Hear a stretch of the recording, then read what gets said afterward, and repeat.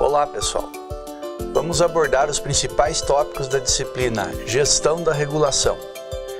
Começaremos pela unidade 1 denominada Estado e Sociedade, a necessária regulação. Desde os primórdios da convivência humana, a regulamentação da relação entre pessoas e bens esteve presente. E tanto isso é fato que é possível observar no nosso dia a dia a necessidade de obediência a determinadas regras das mais diversas naturezas. Cada um de nós tem conhecimento do que é ou não é possível fazer. E além disso, quais as consequências da prática de determinado comportamento contrário às normas vigentes. É neste sentido que as normas reguladoras representam uma forma de intervenção do Estado no nosso cotidiano. É importante destacar que o Estado brasileiro, no que se refere à intervenção sobre a ordem econômica, ocupou extremos ao longo do tempo, seguindo inicialmente uma postura neutra até chegar ao intervencionismo acentuado. Atualmente, o Estado brasileiro procura buscar uma postura equilibrada no que diz respeito à atuação sobre a ordem econômica, de forma a não afastar a livre iniciativa, mas também propiciar o regular funcionamento do mercado, viabilizando a proteção concorrencial e das relações consumeristas. A ação regulatória surge desse modo com o objetivo de restabelecer em um determinado mercado, se não o equilíbrio, uma condição de maior competição entre os agentes. Para tanto, o Estado, em relação às atividades econômicas, deve atuar de forma dirigente e orientadora. O Estado mencionado neste tópico é caracterizado pelo poder de estabelecer ordens e fazê-las cumprir. E o governo, por sua vez, é representado por órgãos encarregados de executar e administrar as ordens provenientes do Estado. Cabe aqui destacar duas formas de Estado que irão auxiliar na compreensão do tema. Durante a Idade Moderna, compreendida entre os séculos XV e XVII, prevalecia a concepção do chamado Estado absolutista, com as seguintes características: concentração do poder nas mãos do monarca, a vitaliciedade, a hereditariedade, a lei como representatividade da vontade do rei e ainda a ausência de distinção entre bens particulares e bens públicos. Já o Estado democrático de direito, vigente em nossa legislação, possui como características predominantes o poder que emana do povo, a temporariedade, a eleitividade, a lei como representatividade da vontade do povo e a distinção entre bens particulares e bens públicos. Atualmente, como estamos sob o amparo do Estado Democrático de Direito, o princípio da legalidade prepondera. Previsto no artigo 37 da Constituição Federal, ele evidencia a separação do espaço da ação governamental e a coisa particular, devendo ser analisado sob duas perspectivas. A primeira delas, sob o viés particular, ou seja, as pessoas de direito privado podem fazer tudo o que a lei não proíbe. A segunda, sob o viés público, as pessoas de direito público somente podem fazer aquilo que a lei permite. Portanto, o gestor público possui delimitação mais restrita ao seu modo de agir.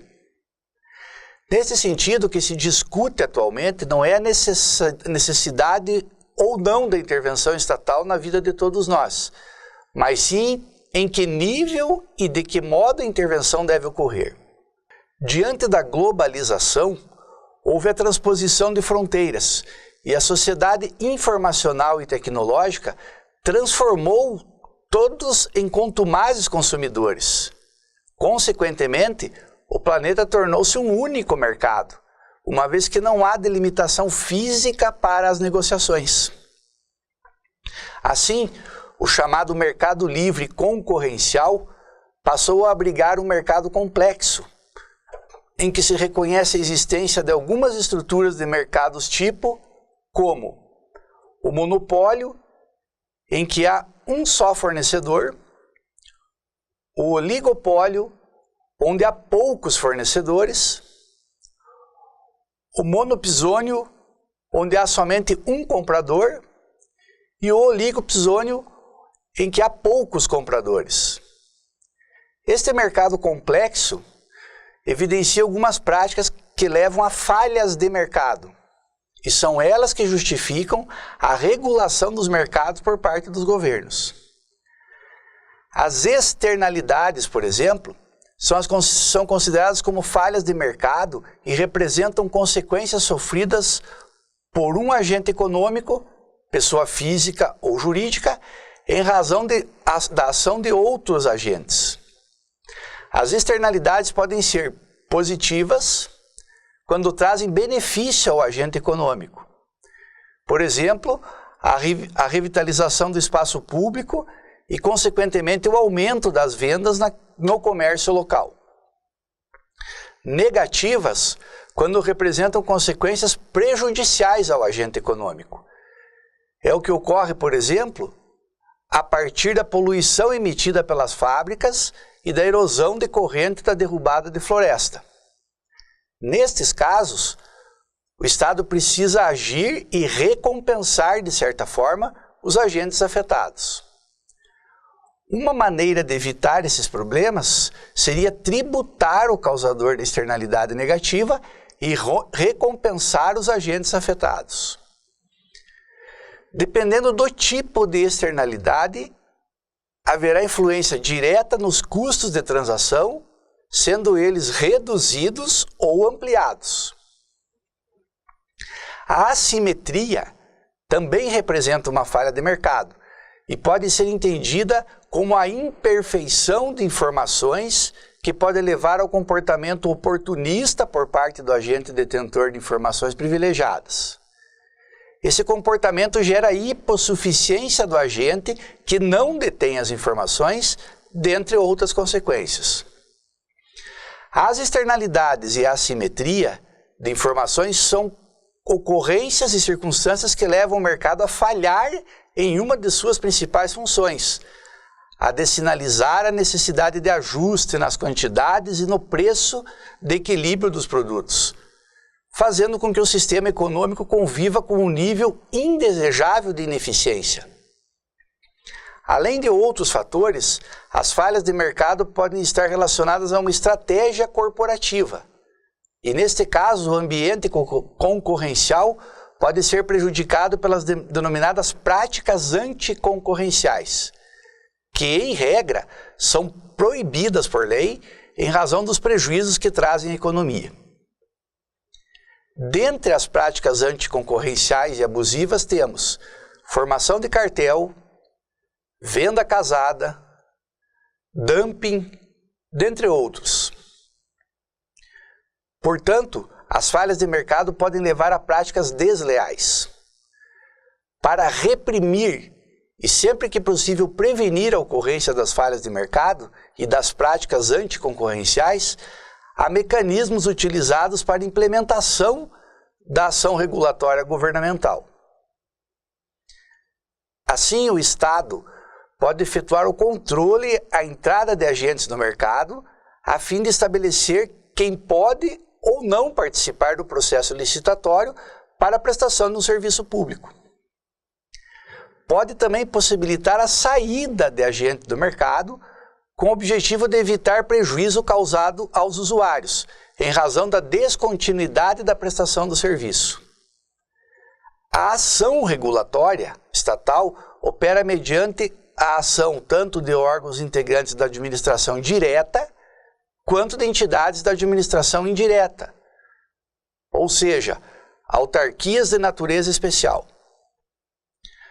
Como exemplo de autarquias de natureza especial, podemos citar as agências reguladoras.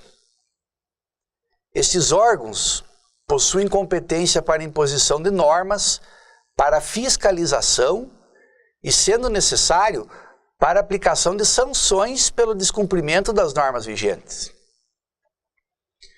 Em síntese, a ação regulatória no contexto da disciplina está diretamente relacionada à intervenção do Estado sobre a conduta empreendedora dos agentes, considerando que para atingir seus objetivos, estes podem vir a prejudicar um grupo determinado de pessoas ou até mesmo toda a coletividade.